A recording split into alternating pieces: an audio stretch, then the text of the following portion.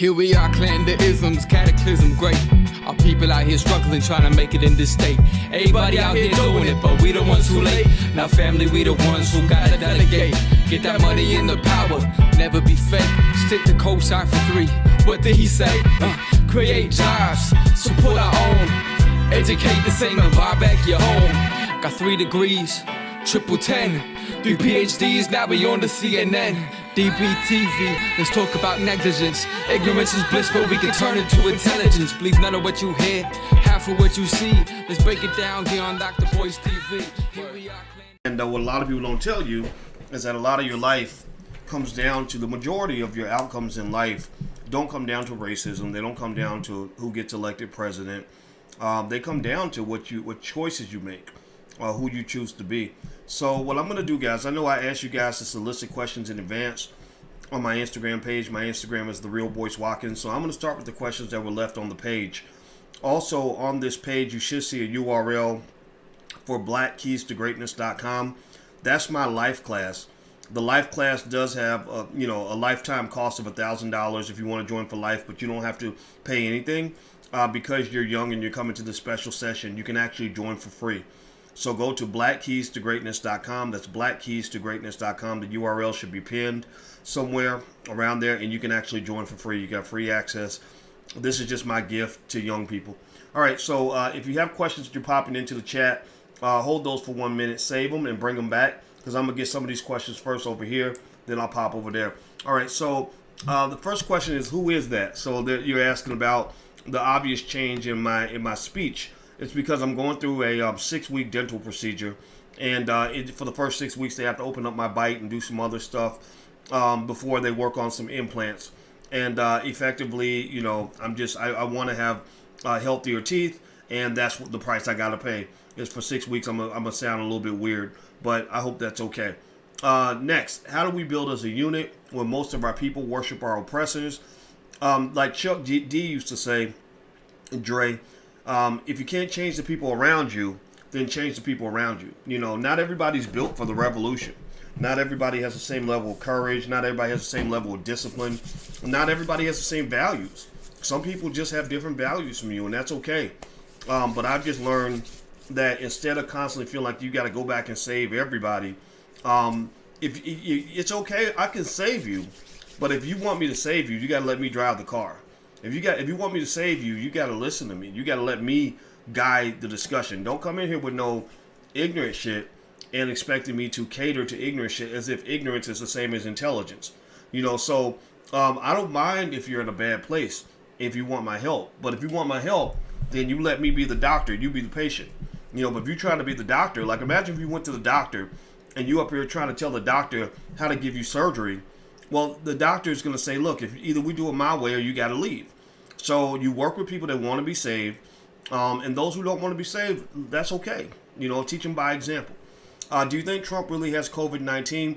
I've heard conspiracy theories that maybe this was the October surprise. I did see a tweet. It looked like somebody might have put this tweet out. I assume it's real.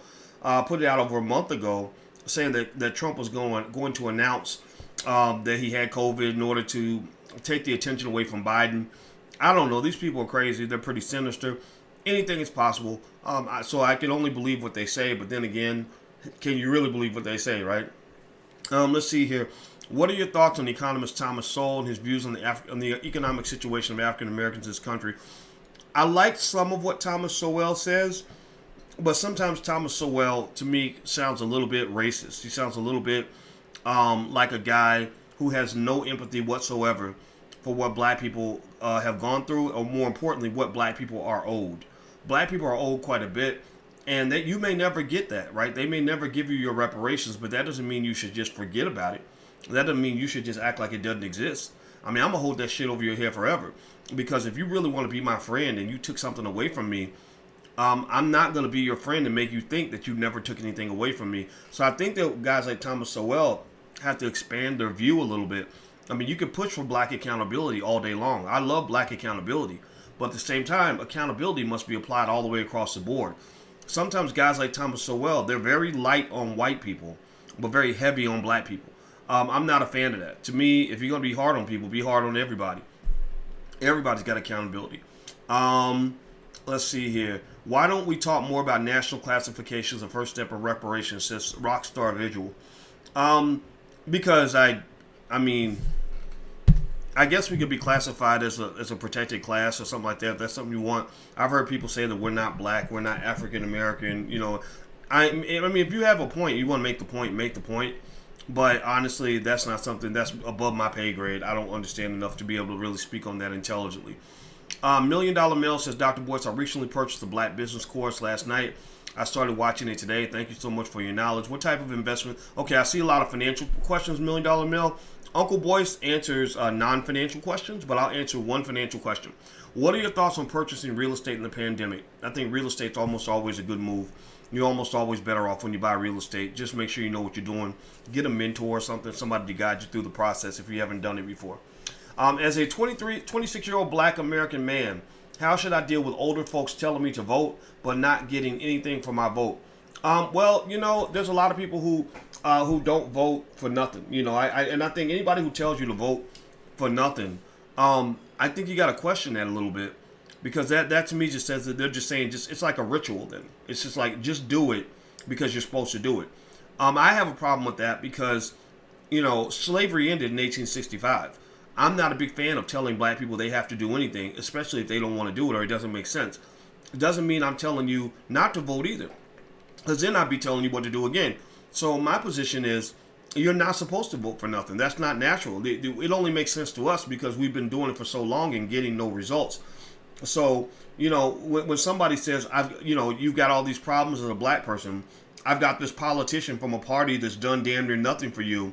Your solution to the problem is to vote for the same politician from the same party that's done nothing for you. Then your goal really isn't to solve the problem, because we've proven over the last 40 years that this approach does not solve the problem. It's not as if black people haven't always been voting. Black people vote in every election and nothing happens, because voting is a lot like praying. You got some black folks that tell you the way to solve black problems is to just pray. You go to church and pray, and the white man will be nicer to you. Things get better. The sun will come out tomorrow. And we know, I mean, prayer without works is dead. Praying is okay, but you got to do something. You got to get off your ass and do something. So when they tell me to vote and ask for nothing, and that somehow I'm a villain for asking for something, that tells me that you're mentally disturbed. Something's wrong with you mentally if you think it makes sense to vote without expecting something from a politician. How do you, Yonma says, how do you see financial freedom for women, especially within the household or in a relationship? Financial freedom is basically a situation where you can make decisions that are free from financial constraints. So if you have financial freedom, to me, that doesn't always mean you're rich. One misinterpretation is a lot of people think financial freedom means that you're rich. No, it doesn't. You don't have to be rich to be financially free. And there are a lot of rich people who are not financially free. Like if you have an athlete who spends $1 million a month, he's not financially free. He's a slave. He's going to have to play football in the NFL until he's 45 years old just to pay his bills. So he's not financially free. He's a financial slave because he's got a big financial addiction that he's got to maintain by making more money. Financially free is just somebody who can walk away from a situation and know that they're going to be okay. Like, you can leave a bad relationship and not be forced to stay just because he makes all the money and you don't know how to make money, or just because he has savings and you don't have savings. Financially free means that if my boss pisses me off, I can tell my boss to kiss my ass and I'm going to be okay. I don't need that job to survive economically. Most black people in America are not financially free. That's why most black people in America are under tremendous racial stress. Most black people in America that are under racial stress are under stress that comes from the white guy that they work for. That's the number one source of racial stress in America, because more people spend more time at work than you spend with your own kids. So if you can just get away from those crazy ass white people at work, then your blood pressure probably go down, your mental health goes up, your life gets better, you start feeling better about everything. So the best gift you can give to your children is to position them to be financially free. That means you start an investment portfolio for them when they're very little. I got a $5 a day plan that I've always been pushing for a really long time. That's totally free. Go to firstshareofstock.com. Firstshareofstock.com. On that page, you'll get on our list. I'll send you information about the $5 a day plan, a bunch of other stuff. And basically, by investing $5 a day for your child, Your child can be in a position where they're financially free by the time they're 25, as long as they stay out of debt. And then also what you do is you teach them how to buy real estate, how to buy stocks and bonds, and how to start a business. Those are the three key elements. All this other stuff they learn in school, they learn so much crap in school that doesn't help them with anything in their life. Stuff that they'll never use again. That is a waste of time. That is a terrible, terrible, terrible system. That is a system that keeps you enslaved. So for you to be free, you got to really look at this thing. You got to really look at what they're doing to you and look at every little thing, everything that you see, everything you hear, everything that you're learning, everything you believe. You got to question it all and build something that's custom made for you. Let's see. So I'm going to go back to the screen. I'll take some live questions here. Let me see here. That post by T. Khalik. I don't remember that post. I do remember. I know T. I don't know him, but I've seen him online. Sometimes I agree with him. Sometimes I don't. But I like the guy. I do. I don't remember the post. So I remember it was a little bit controversial. I think it was about Breonna Taylor's boyfriend and how he put her in a bad situation. And I'm not going to really speak to that because that's too close to me. I'm from Louisville. I've had friends killed a few blocks from where Breonna Taylor lives. I grew up in that area. My father was on the police force in Louisville. So I know the streets. I know the racism. I know it very well, but I also know good cops. I know cops. I have a cop friend I went to kindergarten with. He gave me the real deal on the situation. I have concluded that the public did not get full information on Breonna Taylor, and they want the narrative to be real simple in a box. So if I told you half of what I have learned from trusted sources about that case, half y'all will get really mad at me, which is why I'm not even going to talk about it, because I do believe racism is an issue. I believe police reform is necessary, but I don't believe that the case is as cut and dry as people make it out to be. People from outside of Louisville are judging what happened in Louisville, and as a guy who's from Louisville, I can just say y'all got it all fucked up. I'm just gonna keep it 100. A lot of y'all, no matter which side you're on, if you're on the whole like cops are good side, you got it all fucked up. If you're on the whole, oh, she was just laying in her bed and it could have happened to anybody, tip, no, I'll just tell you this. What happened in that situation couldn't have happened to just anybody. There was some stuff going on in that dynamic that is too complex for the public mind. The public and media has gotten really simple-minded. They only like one-syllable, one-dimensional stories. They can't handle a 3, 4, 5-dimensional story. They can only handle a one-dimensional story, a good or evil story.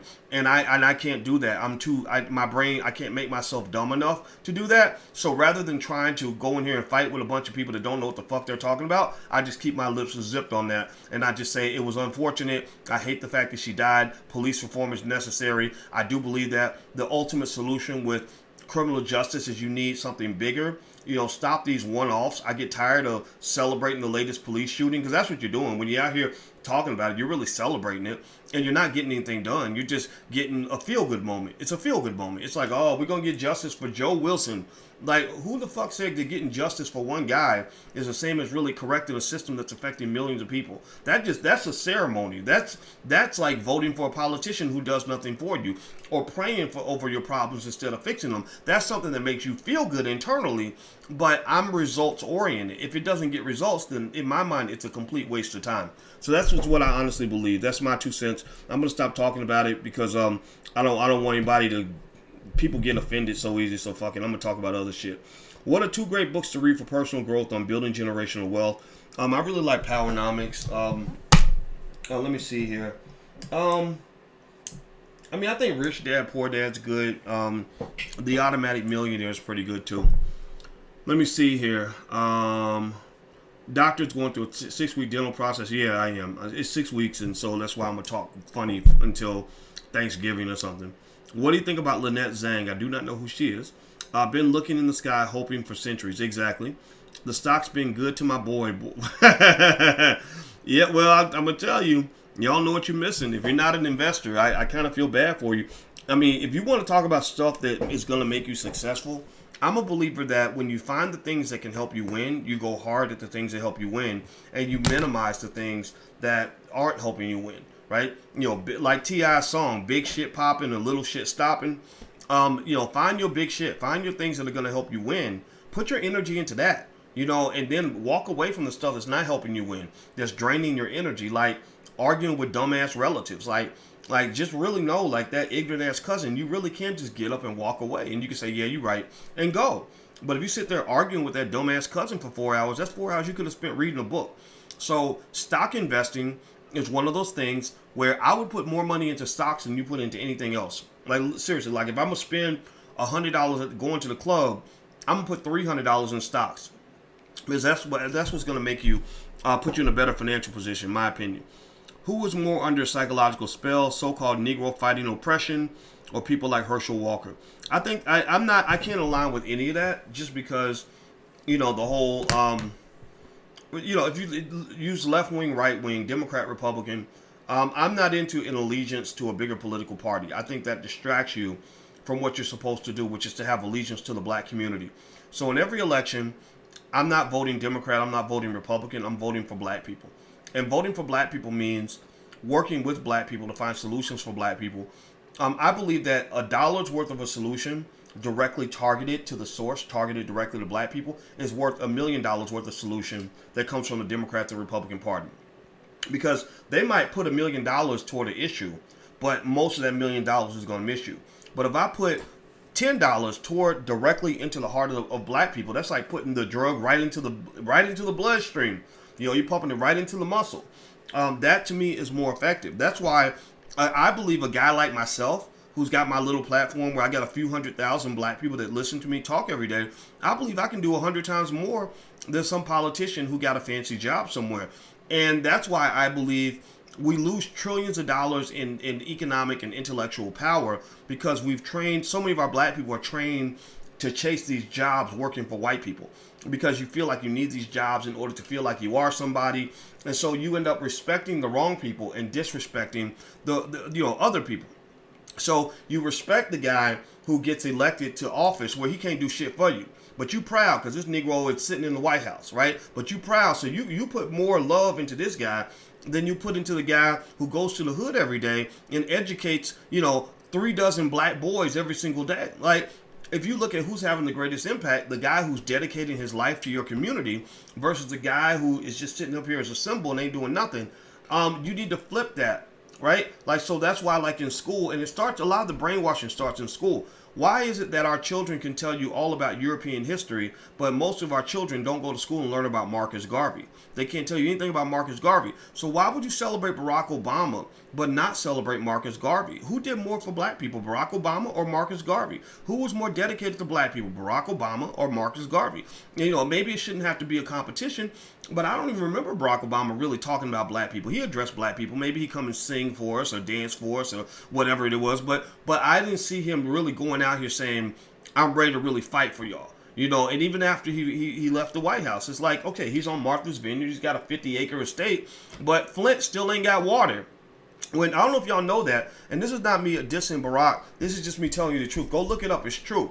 When the people in Flint were all caught up in their black messiah, Barack Obama was going to fix our water problem. I don't know if y'all saw this. Michael Moore pointed this out. They went to Barack, and the governor of the state got Barack Obama to come to the state because the people were pissed over the fact that their children were getting sick from this water.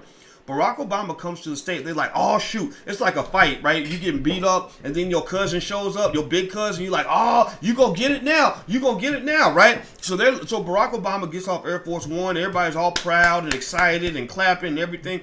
And Barack Obama goes on stage, and the first thing he does is he says, it's been a great trip here. I'm very happy to be here. And then he says, oh, I think I'm a little bit thirsty. You got any of that Flint water that I can drink? And he sits right there and he takes a big gulp from a glass of water that came out of Flint, basically saying that there's nothing to see here. He literally told those people. I was kind of surprised. I didn't even know about it until Michael Moore pointed it out. He basically told those people everything's okay, everything's fine, and everything is not fine in Flint. So sometimes the people that you think are your friends really ain't your friends. I don't know what was going on with that. I'd like to know more about that. But if you go research that, go look it up. He did not really go to bat for those poor people in Flint. It was terrible. So anyway, why do you protest that lie about Kenneth Walker? I don't know who Kenneth Walker is. I'm so sorry. Are you talking about Breonna Taylor's the dude that Breonna Taylor was in the bed with? Yeah. That part. I'm not gonna talk about that anymore because, like I said, I know too much. I'm from Louisville. I know real people that tell me real shit. So I just, y'all ain't ready for the truth. So I'm not gonna give it to you. I'm just not gonna talk about it anymore. Who's the GOAT, LeBron or Jordan? It's Jordan. LeBron is great, but LeBron is not a Jordan. What are your thoughts on Jade Simmons running for president? I don't know who Jade Simmons is, but I'm sure Jade is better than these other candidates. Do you think the dollar is going away? Eventually, I think they're going to switch to a digital currency. I think people are afraid to touch money because money has germs. Money is the germiest shit ever. Like, money is incredibly germy. So I could see them getting rid of the dollar at some point. I'm 23 and I haven't gone to college. I have two passions: to be an entrepreneur and build generational wealth and be a musician. In these days, what would you say is more important? I think you can do both. I think that you can. I would pursue both of those passions with extreme amounts of energy. And the key thing here is that if you become a great entrepreneur, you can create an economy around anything you do. Think of money swirling around you like a tornado. You know, they have these machines that can create a tornado in a vacuum. Like, they know how to do something with the wind, so a tornado's like right there inside the little vacuum. Well, being an entrepreneur is the same way. You can learn to create an economy anywhere you go, right? So you can go somewhere, you can spot and identify a need, find a way to supply the product, and then engage in basic stuff like buy low, sell high. You know, like one time I was sitting there with David Banner. I like David Banner a lot. He's one of my favorite rappers, or one of my favorite human beings who happens to be a rapper. And we were at an event in St. Louis. Roosevelt Mitchell III was there too. And I was sitting there talking to him, you know, while they were getting ready for each of us to go up there and speak. And we were talking about business. And I said, a lot of people don't really know that making money, a lot of it comes down to just buy low, sell high. Just sell the shit for more than you bought it for, right? Find some shit that people need. Get a supplier that will give it to you for this price. Move the units at that price. That's what they call flipping. And you make the money in the middle. All an entrepreneur is a lot of times is a middleman. I know a lot of entrepreneurs that don't even know how to make a product. I know entrepreneurs that sell a product that they barely understand how to create. They don't have to know how to create. Steve Jobs did not know how to design a computer on a technical level. He just knew how to make it look good enough to get the customer to buy it, and he knew how to go talk to the engineers to get them to build it. Right? So entrepreneurship is the most valuable skill for any free black person to learn because it's more important, it's more valuable than knowing how to cook. Entrepreneurship is to money what cooking is to a person that needs to eat. If you can't cook, then you will starve, or you will have to eat whatever people feed you. If you can't cook, you can't eat at home. You got to go find a restaurant or a grocery store or whatever, right? If you can't cook, life is much harder for you. Your options are limited relative to what you can do if you could cook, right? So think of an entrepreneur as an economic cook. You got to learn how to cook your own food, because if you don't, then white people are going to cook for you, and you know white people be poisoning your damn food. Seriously. All right. Anyway, let's keep going. I don't know. This Wi-Fi went out a little bit. I'm sorry, guys. I don't know what the hell's up with the Wi-Fi in this house. Let me see here. Why are black people so combative, even in situations that don't warrant aggression? There are some black people that are combative. There's a saying that says hurt people hurt people. And so, you know, a lot of people are hurt. A lot of people are traumatized. When you have traumatized people getting together, they do traumatic things to each other. They re-traumatize each other. And that's what it is. So that's why I say stay away from crazy-ass people. Don't try to build with crazy-ass people. Don't try to build families and build businesses and stuff, because they'll just mess it all up. Are we blacking out for the holiday season? Always. You should do that all the time. What do you think about Black Lives Matter? I think that I agree with the concept that Black Lives Matter, but I think Black Lives Matter as an organization is a white liberal front group that puts blackface on white liberal issues. I don't participate with Black Lives Matter. Also, I think it's an absolute highway robbery. Black Lives Matter owes black people reparations. Like, Black Lives Matter really owes black people reparations because they use your brand to make money, to raise billions of dollars, and ain't none of y'all seeing that money in the hood. Ain't none of y'all seeing that money in your businesses. It's bullshit. How do you feel about love and hip hop? I think it's a great way for young people to learn how to fuck up their lives and have horrible relationships. I would encourage you, if you want to have a healthy relationship, go read a book, and then maybe go, if you're really serious about a relationship, get you a counselor or a therapist, or take a class. I believe people should take classes on relationships because your family is your first business. Your family is a more important business than your actual business is. If you can't manage your family properly, like let's say you're a dude that just got like 8 babies mamas and got kids all over the place, and you know, a bunch of ex-girlfriends and ex-wives, you're going to be broke because you got to pay for all of that. If you're a woman and you constantly laying down with all these dudes and having babies with all these guys and all this other stuff, you're going to be broke because it's very difficult as a single mother to raise a bunch of kids by yourself. So one important investment that you'll make, before you invest in property or invest in businesses or invest in stocks, is investing in your damn family. You know, I mean, I invest in my family. I mean, we talk to a therapist, you know, just to make sure we don't have any problems because I can't be a great businessman if I spend all my time fighting with my woman or sitting in divorce court. Divorce costs about $10 billion a year. Families lose $10 billion a year in divorce court. So just be smart. Would you read Candace Owens' book, Blackout, about escaping the Democratic plantation? No, Dr. Irene, I wouldn't. Because I like what Candace Owens is saying, but unfortunately she knows she's like a lot of the Democrats. They all know how to trigger you. They all take advantage of the mental illness that comes from being a descendant of slaves. All of us were infected with it. All of us were traumatized by it. So they constantly trigger us, scare us, and fuck with us to get us to do what they want us to do. And at the end of the day, what I'm saying to you is that I don't really care about black people voting Democrat or Republican. I'm not telling you what to do. I'm saying stop telling black people what to do. Stop trying to trigger them into voting for your guy, right? We all got our favorite white man. You know, my favorite white man is Trump. My favorite white man is Biden. Well, you know, I'm sorry. You're not liberating black people when you get them to vote for your favorite racist. That's stupid. That's backward. You're hustling backward. You ain't even sitting still. You're going backward at that point. I'm not participating in any of that. Do another skit. Okay, I sure will. Stocks or real estate. I like both. Stocks are easier though. And I mean, the last few years, stock market's made a lot more money for me than real estate. I have my friends and myself. We buy stocks for our kids' birthdays. Good for you. Very proud of you. Your children will be very glad you did that. Be consistent. That's the key. Testosterone injected black wealth. There we go. That's right. Testosterone. I was watching a great song everybody should go check out by Killer Mike and Ice Cube. And I'm really honored that these guys, to call these guys my friends. Like it makes me giddy because I have so much respect. I love their music. And anyway, they have this great song called Put the Pressure on Them. And it's a really good song. Look it up. Look it up after we get done. And I love it. It was the first time I actually knew about Killer Mike. I heard that song. Ice Cube I've known about for a long time. Killer Mike, I heard about him on that song. And I said, wow. This is like real. Like, this is real. Like, they were calling out the bullshit civil rights leaders. They were calling out the bullshit politicians. They were calling out the bullshit pastors that are trying to lead us like sheep. Because I don't want to be part of your flock. I'm not a sheep. I'm not trying to be a wolf, but at the very least, I'm going to be a fucking sheepdog. Like, seriously, I'm not no damn sheep. I'm not part of your fucking flock. Fuck you. If you're guiding me down to some dumbass bullshit, then I'm going to walk away from that. But maybe that's because I'm a man. Maybe that's because I like to think I am a masculine man. I'm not trying to be a punk. I grew up knowing that if you ain't ready to fight and defend what you believe in, then you ain't gonna win. You gotta be a fighter. Like, if you want to be successful, this is the last piece of advice I'm gonna give to you guys before I bounce out of here. If you want to succeed, like if you want to really give yourself a chance to win at so many things and almost everything, learn how to really be a fighter. Like, don't say like I want to win or I want to be successful. Or I want good things to happen to me.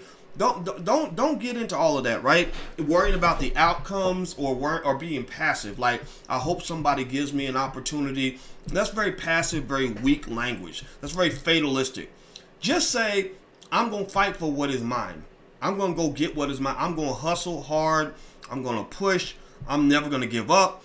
And what will happen is you'll surprise yourself. If you really commit to just fighting your ass off, you're going to win fights that you never thought you could win. I can just think of times when I was a little kid. You ever get into a time where a bully is fucking with you and you don't really want the bully to fight you because you're just like actually scared of the bully because the bully's talking tough and they're bigger than you.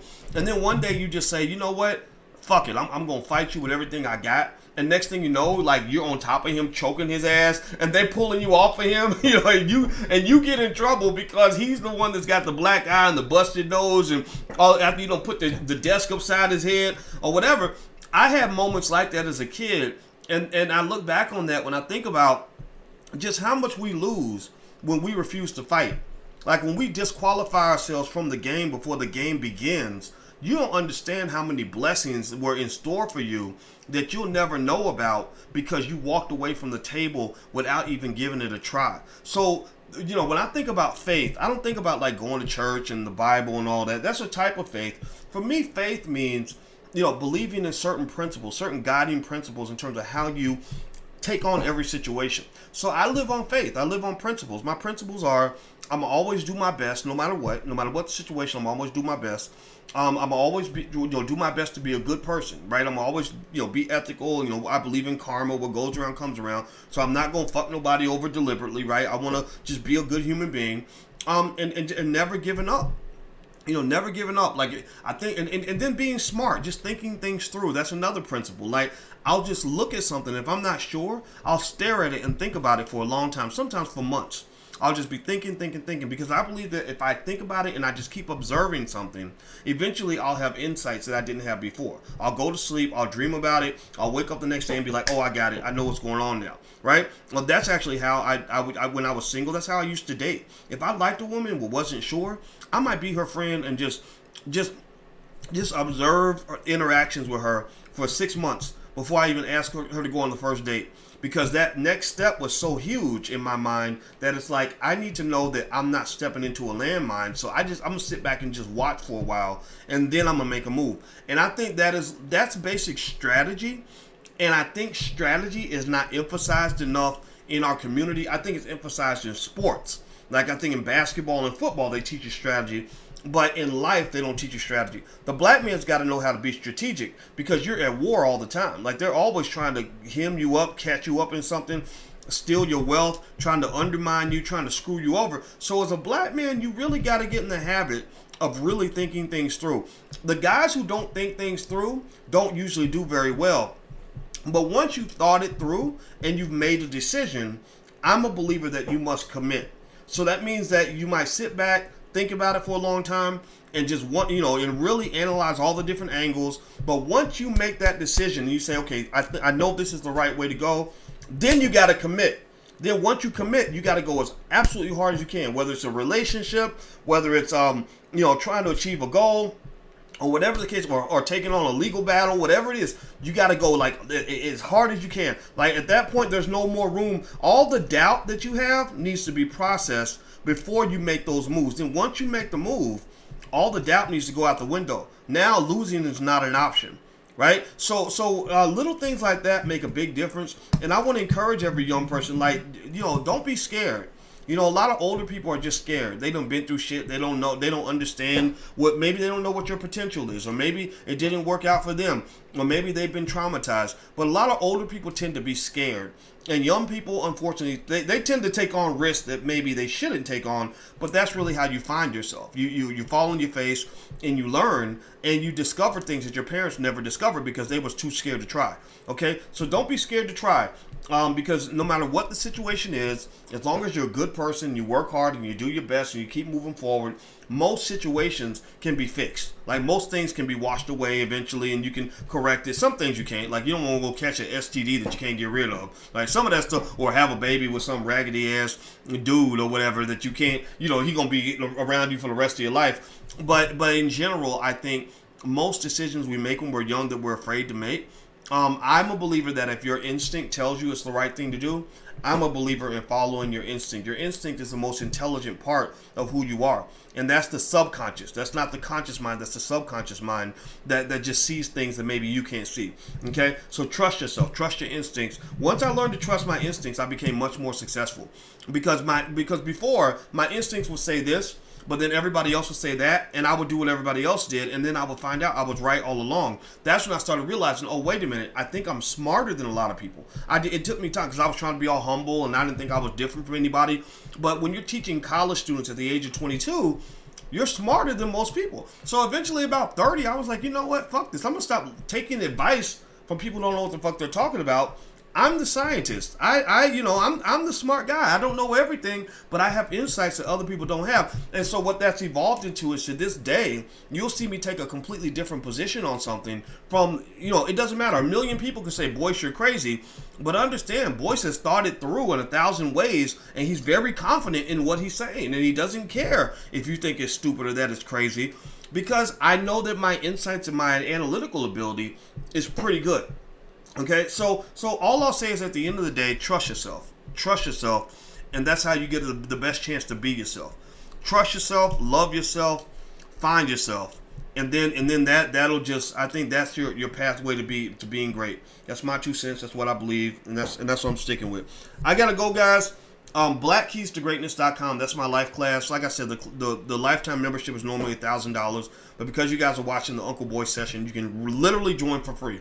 This month, I just decided this month I wanted to give it away for free, so you can join for free. Just go to that URL, and there's a ton of stuff in there, a whole curriculum actually on life, because I feel like all of us need a life class where you're learning all the little shit that you don't learn in school, like how do you set goals, how do you manage your time, how do you overcome obstacles, how do you deal with haters, how do you become successful, what's the difference between successful people and unsuccessful people. Like, I documented all of that, and I'm sharing like the philosophies I've used. And so you may not think I'm a successful person, you may think I'm a failure. If you do, then this wouldn't be for you. But if you think I'm a successful person, if you think that I'm a person who's done a couple of things that are noteworthy, and you want to learn a little bit of the game, then I encourage you, I invite you to join. I don't think you're going to regret it at all. You're going to be very happy. And like I said, no strings attached, won't cost you anything. Feel free. BlackKeysToGreatness.com. The URL's right there. All right, guys, I got to go. Have a good day. Thank you for listening, and I'll see you soon. Take care. Bye-bye.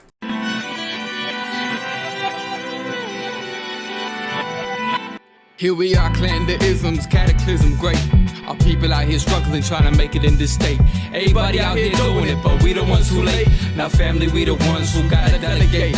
Get that money in the power, never be fake. Stick to cosign for 3. What did he say? Create jobs, support our own. Educate the same and buy back your home. Got 3 degrees, triple 10. 3 PhDs, now we on the CNN. DBTV, let's talk about negligence. Ignorance is bliss, but we can turn it to intelligence. Believe none of what you hear, half of what you see. Let's break it down here on Dr Boyce TV. Here we are.